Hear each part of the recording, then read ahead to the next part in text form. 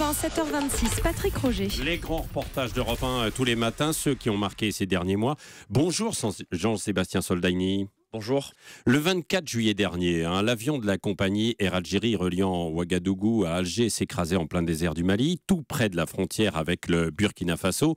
Une zone difficile d'accès que vous atteignez après 3 jours de voyage. Et ma première surprise en survolant la zone, c'est l'état de l'épave. C'est à se demander comment les débris ont pu être repérés en pleine nuit, tellement l'appareil est pulvérisé. C'est simple, ça ressemble à un feu de broussailles, une trace noire dans le sable, quelques buissons brûlés et puis rien d'autre. Vous imaginez le défi pour les enquêteurs qui ont planté là quelques tentes, à 2 jours de route de la capitale Bamako, en pleine zone rouge comme ils l'appellent, là où sévissent les groupes islamistes d'AQMI et des conditions climatiques incroyables. Oui, un travail de fourmi en pleine chaleur, pour avant tout tenter d'identifier les corps, travail que vous nous racontiez en direct dans la matinale du 28 juillet.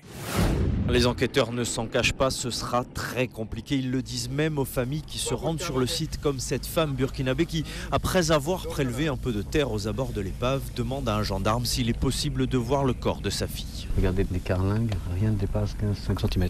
Les victimes et les passagers ont subi le même sort. Même les bagages. Rien. Tout a été détruit complètement, les bagages sont partis disloqués. Ça peut prendre combien de temps? Parce que nous avons besoin de faire les funérailles de nos proches. Plusieurs semaines, voire plusieurs mois. C'est terrible. Je suis venu, j'ai vu. Comme on dit sans commentaire.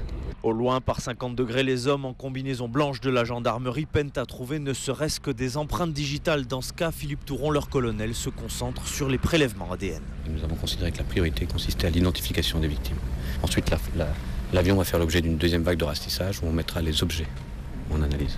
Vous avez vu la température, des fois il pleut profondément et nous ne voulons pas que la nature détruise les preuves. Une course contre la montre aussi pour les équipes du bureau d'enquête et d'analyse équipées de drones pour avoir une vue aérienne du site. Ils cherchent à déterminer précisément la vitesse de l'impact et ainsi peut-être trouver les causes de l'accident. Oui. Et grâce à ce travail, Jean-Sébastien, les gendarmes et experts français sont parvenus à identifier tous les corps. Il leur a fallu quand même près de 6 mois pour ça.